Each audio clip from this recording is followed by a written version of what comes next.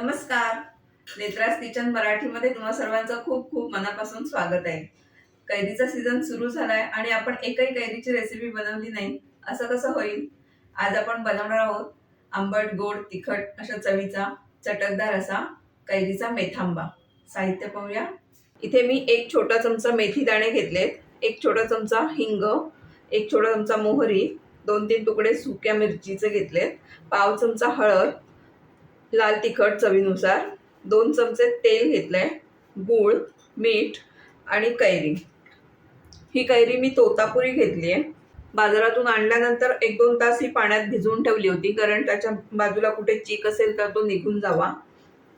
ही कैरी आता आपण अशी देठाकडून कापून घेणार आहोत,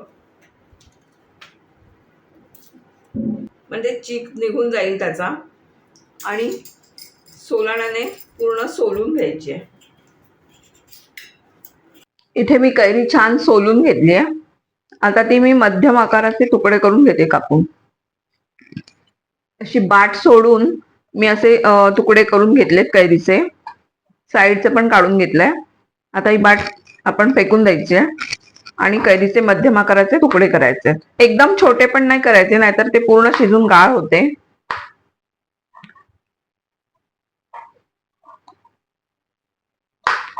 इथे आपली कैरी कापून झाली आहे. ती 1 वाटी भरली आहे. त्याच्या निम्मा आपण गूळ घेणार आहोत. ही कैरी तोतापुरी असल्यामुळे ती कमी आंबट असते, म्हणून मी अर्धा कप गूळ घेणार आहे. याच्या निम्मा गूळ घेणार आहे. दुसरी कोणती कैरी असेल त्याच्या आंबटपणानुसार गुळाचं प्रमाण कमी अधिक होऊ शकतं. लगेच आता आपण मेथांबा करायला सुरुवात करूया. इथे मी एक भांड गरम व्हायला ठेवलंय. त्याच्यामध्ये आपण तेल घालूया. गॅस थोडा मोठा करते. तेल छान तापायला हवंय आपलं. इथे आपलं तेल छान गरम झालंय. मी गॅस थोडा कमी करते आणि सगळ्यात आधी आपल्याला घालायचं आहे हिंग. लगेचच मोहरी तडतडली की मेथीचे दाणे. त्याच्यामध्येच टाकायची लाल मिरची, हळद. खूप छान सुगंध सुटलाय. आता याच्यामध्येच आपण कैरी घालणार आहोत. छान अशी हलवून घ्यायची आपल्याला व्यवस्थित. सगळी फोडणी त्या कैरीला लागली पाहिजे, सगळ्या फोडींना.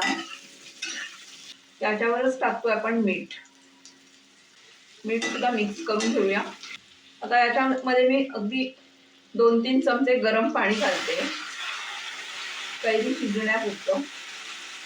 आणि हे असंच 2 मिनिटासाठी आपण झाकून ठेवणार आहोत. इथे आपली 2 मिनिटं झाले. बघूया कैरी शिजली का.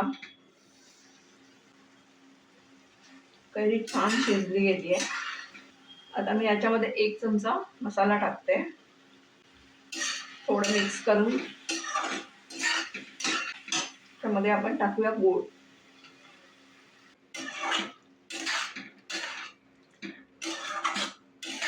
आता गूळ घालून झाल्यानंतर तो वितळेपर्यंत 1 मिनिट आपण पुन्हा झाकण ठेवूया. इथे 1 मिनिट झालंय. आपण झाकण काढूया. मस्त कलर आलाय आणि सुगंध सुद्धा खूप छान सुटलाय. इथे आपला मेथांबा तयार आहे. मी गॅस बंद करते. तर असा हा घरच्याच साहित्यात बनवणारा आणि तोंडाची चव वाढवणारा मेथांबा तयार आहे. तो आपण चपाती बरोबर, भाकरी बरोबर, तसेच वरण भाताबरोबर सुद्धा खाऊ शकतो. तुम्ही सुद्धा नक्की ट्राय करा आणि कमेंट करून सांगा कसा झालाय तो. आजची रेसिपी आवडली असेल तर व्हिडिओला लाईक करा, शेअर करा. नेत्रास किचन मराठी या चॅनलला सबस्क्राईब करा आणि बाजूचे बेल आयकॉन प्रेस करायला विसरू नका. धन्यवाद.